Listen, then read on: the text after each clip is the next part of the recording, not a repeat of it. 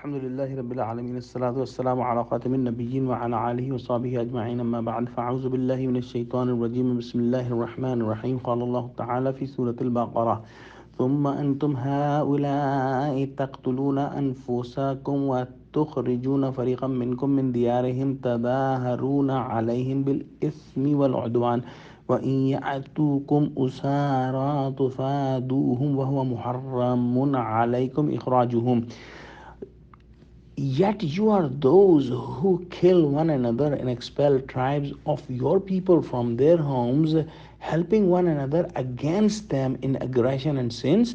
And if they come to you as captives of war prisoners, you charge them ransom. Although their expulsion itself was unlawful for you, we have seen that Bani Israel used to fight among each other in support of the polytheists of Medina.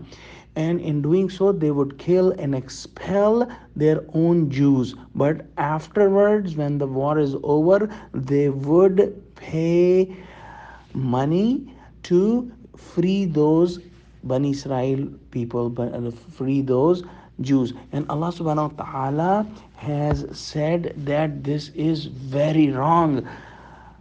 The ayat continues, أَفَتُؤْمِنُونَ بِبَعْدِ الْكِتَابِ وَتَكْفُرُونَ بِبَعْدِ فما جزاء من يفعل ذلك منكم إلا خزي في الحياة الدنيا ويوم القيامة يردون إلى أشد العذاب وما الله بغافل عما تعملون. Do you then believe in part of the book and disbelieve you in its other parts? And what is the reward or penalty of those who do so? Except disgrace in the worldly life. And on the day of resurrection, they will be confined to a most painful suffering. And Allah is not unaware of what you do.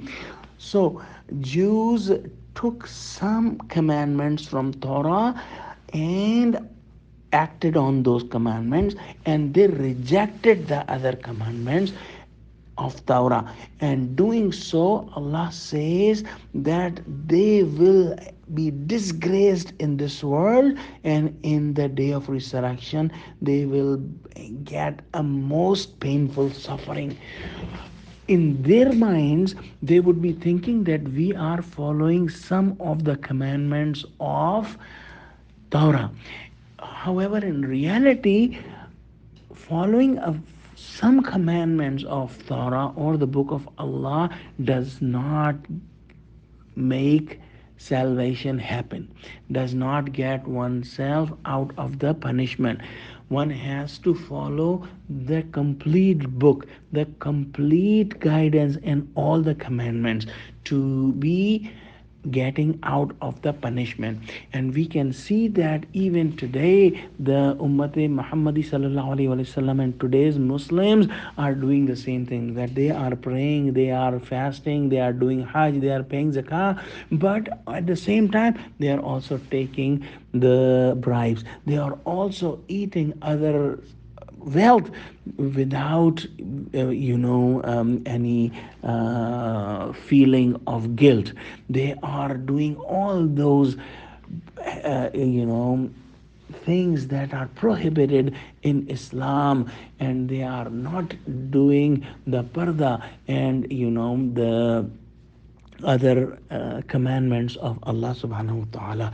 And those people will be disgraced in this world and will have very severe punishment for not following all the commandments. And Allah says in the next ayah, أُولَٰئِكَ الَّذِينَ اشْتَرَوُا الْحَيَاةَ الدُّنْيَا بِالْآخِرَةِ فَلَا يَخَفَّفُ عَنْهُمُ الْعَذَابُ وَلَهُمْ يُنصَرُونَ.